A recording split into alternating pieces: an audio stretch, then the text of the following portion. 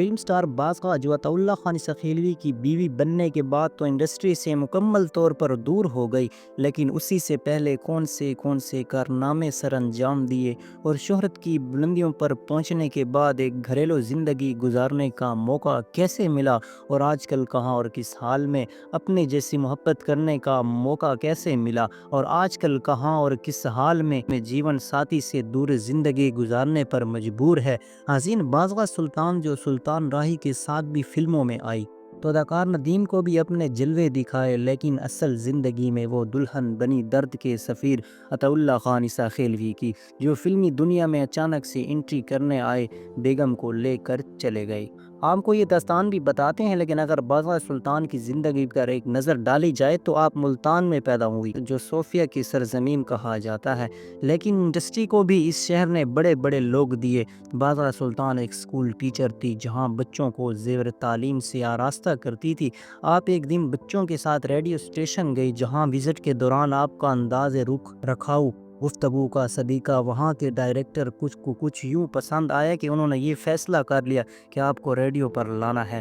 आपको ऑफ़र हुई तो आपने पहले इनकार किया, लेकिन फिर जब माना तो रेडियो पर आप एक खूबसूरत प्रोग्राम किया करती थी जो सराइकी ज़बान और उर्दू में होता था। यहाँ से आपकी प्रोफेशनल लाइफ का आगाज़ हुआ और फिर आहिस्ता आहिस्ता किसी ने आपको मशवरा दिया कि आप तो न सिर्फ आगाज़ बल्कि खूबसूरती भी रखती हैं, इसलिए बेहतर है कि आप शोबिज़ इंडस्ट्री का रुख कर लें, जहां कामयाबियां आपका नसीब होगी। बाज़ा ने ऐसे ही किया, मुल्तान को छोड़कर लाहौर में हॉस्टल में रिहाइश पजीर हुई और वहां पर फिल्मों की दुनिया में आना शुरू किया। लेकिन फिर अचानक फिल्म स्टार रंगीला के ऑफिस में आपको जाने का मौका मिला तो उसने आपको फिल्मों में काम देने का वादा किया और वो अपनी बात के सच्चे भी साबित हुए, जिसकी वजह से आपको काम करने का मौका मिला। जो अदाकारी के बिलबोते पर इस मैदान में कामयाबी होने जा रही थी, लेकिन नाज़रीन, अताउल्ला खान सखीलवी के साथ यहाँ से आपके ताल्लुक़ का आगाज़ हुआ जब वो गुलकारी के दौरान किसी के मशवरे पर फिल्मों में आए और काम करना शुरू किया तो आप उनकी नज़रों में आई। उससे पहले भी वो 3 शादियां कर चुके थे और आपकी चौथी बीवी बनी, लेकिन बीवी बनने के बाद उन्होंने एक ऐसी अजीबोगरीब शर्त रखी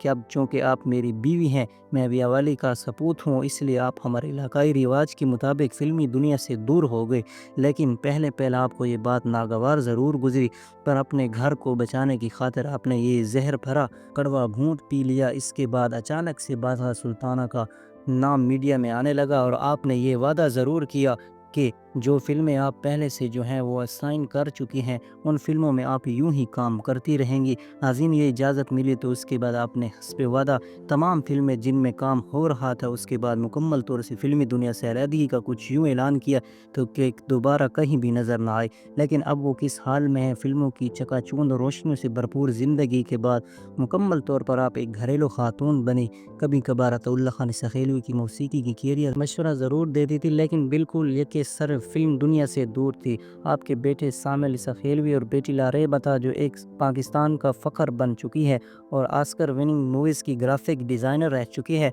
और बहुत बड़े अवार्ड्स अपने नाम कर चुकी है। अताउल्ला सखीलवी ने उसके बाद जब 5वीं शादी की तो बाज़ सुल्ताना तन्हाइयों में रहने लगी, यानी जिसके लिए शोबिज़ की रंगीनियों को छोड़ा था वो भी आपके ना हो सके। पर उसके बावजूद भी आप एक ऐसे अंदाज में फ़िल्मी दुनिया में रहें कि आप अपने बच्चों को ही इस मकाम तक ले जाने में कामयाब हुई जहां आपने खुद जाना सोचा था। आपके बेटे आज उसी फील्ड से वाबस्ता हैं। सामल बाप की जगह लेना चाहता है तो बेटी बाप और माँ दोनों को पीछे छोड़ चुकी है और पाकिस्तान से भी आगे निकल कर सर फ़ख्र से बुलंद कर रही है। अजीम, ये थी आज की वीडियो। अगर पसंद आए तो प्लीज़ चैनल को सब्सक्राइब और वीडियो को लाइक